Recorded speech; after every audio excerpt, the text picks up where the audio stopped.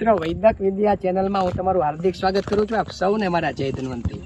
મિત્રો તમે બધા હાલતા ને ચાલતા ભૂખ લાગે એટલે બધું ખાતા પીતા હોવ છો. એમ હું પણ એક મનુષ્ય છું.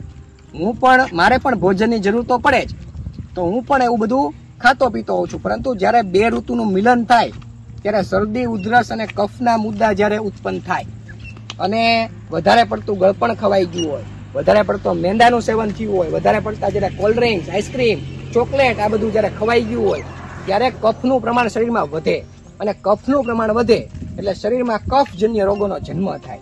પરંતુ આ બધું મટાડવા માટે જો તમારે લોકોને દવા ન લેવી હોય, સામાન્ય કફ મટાડવા માટે દવા લેવાની જરૂર નથી, ઘરગથ્થુ પ્રયોગ થઈ શકે છે. અનેક પ્રયોગો છે, હું તમને વારંવાર બતાવ્યા જ કરું છું. તો હાલતા ચાલતા એક વસ્તુ ખાવી અને એ વસ્તુ ખાવાથી તમને કફ મટતો હોય તો તે કઈ વસ્તુ છે? હળદરવાળા ચણા. તમે જુઓ, આ હળદરવાળા ચણા તમે હાલતા ને ચાલતા ખાશો એટલે તમને તમારા શરીરમાં કફનું પ્રમાણ હશે એ એકદમ ઓછું થઈ જશે. કારણ કે સૂકા ચણા, હળદર અને એમાંય તમારું સિંધવ મીઠું આવે અને થોડુંક સંચળ આવે. આ બધું તમે ખાશો એટલે તમને શું થશે? એક તો ચણા ખાવાથી જે વાયુ ઉત્પન્ન થશે ને એ બિલકુલ નહીં થાય, કારણ કે એમાં સિંધવ મીઠું આવી જાય, સંચળ આવી જાય. બીજું કે હળદર તે કફનાશક છે જ, તમે બધા જાણો છો, અને ચણા છે સૂકા એ પણ કફને ઓછો કરવામાં મદદ કરે છે.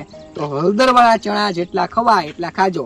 આપણે હાલતા ચાલતા અત્યારે શું ખાઈએ છીએ? પીઝા, સેન્ડવિચ, પછી બર્ગર, પછી ફાસ્ટ ફૂડ, ઠંડા પીણા, કોલ્ડ ડ્રિંક્સ, કેક, ચોકલેટ આ બધું ખાઈએ છીએ. આ બધું ખાઈને આપણે શરીરને બગાડીએ છીએ, પછી દવાઓ પાછળ ખર્ચા કરીએ છીએ. આ બધું ન કરવું હોય તો આ તમારા હાથમાં જ છે. જેમ મારા હાથમાં છે એમ તમારા હાથમાં છે હળદરવાળા ચણા. બહુ સરળ છે મિત્રો.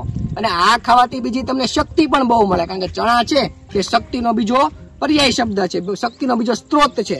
તમારા શરીરમાં શક્તિ જોતી હોય તો સૌને ઘોડા જેવી શક્તિ જોતી જ હોય છે, કારણ કે શરીરમાં તાકાતવાળું રહેવું હોય તો ખૂબ જરૂરી હોય છે. તો આ એક વસ્તુ છે તે જરૂરી છે. તો આ વસ્તુ ખાવાથી તમને મિત્રો ખૂબ જ ફાયદાઓ થશે. આપ સૌને મારી વિનંતી છે કે આચર કુચર કઈ નાસ્તો કરો એના કરતા તમે આ હળદરવાળા ચણા અવશ્ય ખાજો. આપ સૌને મારા પ્રણામ. જય ધન્વંતરી.